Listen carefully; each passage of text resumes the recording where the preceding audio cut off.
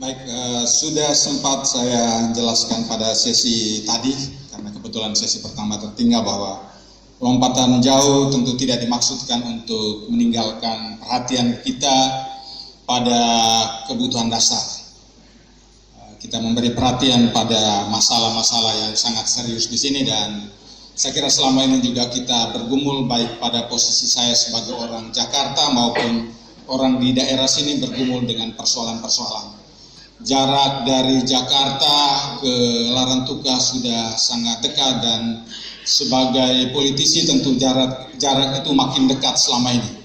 Dan dari perjalanan ke sana kemari saya tahu masalah air menjadi sangat repot. Awalnya kita identifikasi cuma Larantuka, Ile Boleng, tapi setelah jalan ke sana kemari masalah air juga merata di banyak tempat. Tempat yang sangat dekat dengan mata air juga ternyata bermasalah dari sisi airnya karena ketinggian. Sebagian pipa sudah mengkilat, ada di situ tetapi belum tersambung ke mata air. Ternyata beban persoalan di air juga sangat besar. Kita sudah menghitung angka indikatifnya, mudah-mudahan bisa menjadi makin jelas ketika pemetaan dilakukan dengan lebih baik. Itu biasa, karena selalu sudah berjalan seperti itu persoalannya. Kalau lompatan jauh ini yang saya maksudkan ada terobosan supaya tidak biasa-biasa. Ada terobosan atau tidak?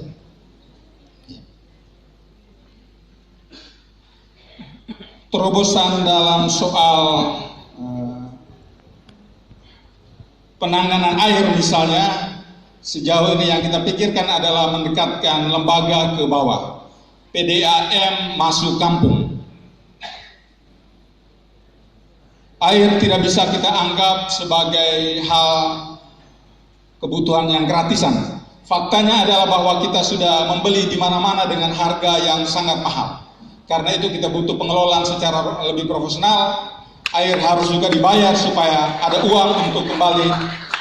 Ada orang-orang profesional yang memikirkan soal mata air. Di mana-mana kita lihat ada krisis debit air yang serius, dan penanganan melalui program-program konservasi dan perlindungan selama ini juga tidak dijalankan dengan cukup serius.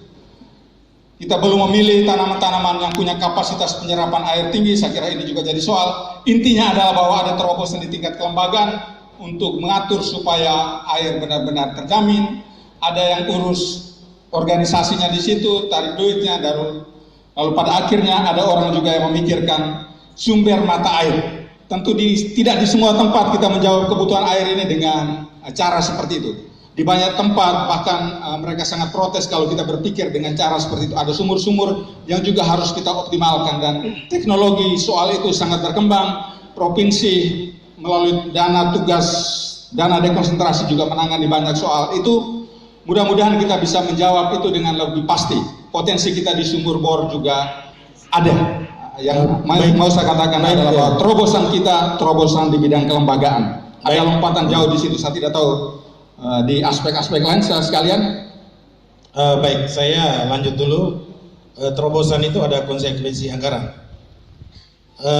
Bagaimana menyiasati anggaran dengan pagu dana yang tidak terlalu besar, dan saya lihat keseimbangan anggaran yang terjadi kurang lebih 5 tahun terakhir itu lebih pada belanja pegawai. Terobosan baru tentu bisa dilakukan manakala ada strategi dalam penganggaran. Kira-kira ada pikiran untuk itu? Atau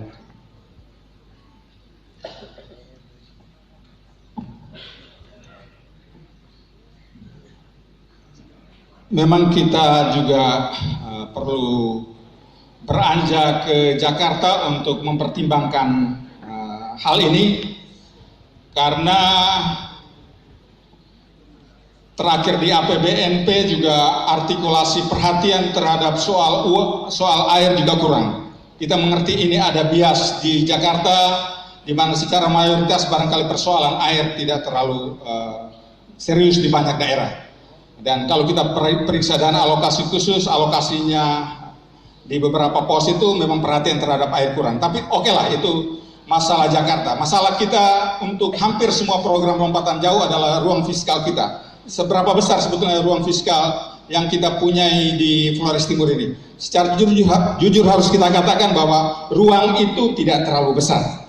Di luar, kita paling bermain di luar dana alokasi khusus, dana alokasi umum minus belanja pegawai yang begitu besar, ditambah dengan pendapatan asli daerah. Ruangnya tidak besar, tapi kalau kita bisa melakukan efisiensi yang sebagaimana saya katakan tadi, maka kita punya tambahan sejumlah duit yang ada di situ. Posnya di mana? Kalau bicara tentang pos, saya memilih untuk kembali menjadi seorang Anton Doni yang lugu dalam urusan birokrasi. Baik, ketika saya lugu dalam urusan birokrasi, maka saya melihat di situ ada belanja administrasi pemerintahan yang besar, dan di bawah itu ada belanja pegawai yang sangat besar, ada belanja perjalanan dinas yang sangat besar, ada belanja makan minum yang sangat besar, makan minum rapat, ada banyak belanja yang sangat besar di situ.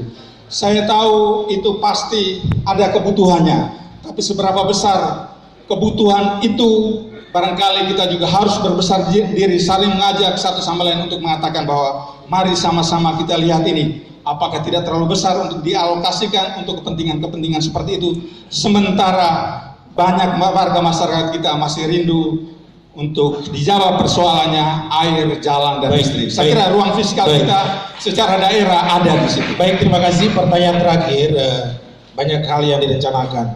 Saya mau bertanya, selama ini birokrasi itu adalah dapur pembangunan. Dan saya tahu Pak Anton bukan dari birokrasi, belum paham atau belum mau belajar tentang birokrasi. Kira-kira kesiapan sejauh mana untuk bisa menakodai Flores Timur, mulai memperjuangkan anggaran, menyusun anggaran dalam situasi yang dikelilingi oleh orang-orang birokrat yang sama ini. Bagaimana kira-kira? Saya di birokrasi 5 tahun membantu Menteri Tenaga Kerja dan Transmigrasi. Dan saya pun punya pengalaman dalam kewenangan yang terbatas memaksa saudara-saudara, teman-teman saya untuk mengubah banyak struktur anggaran dari mereka.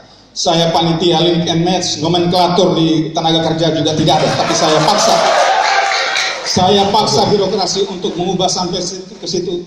Saya kawal sampai kepada turunan program-programnya, dan saya kira birokrasi kita juga adalah orang-orang pintar yang senang dengan kecerdasan-kecerdasan.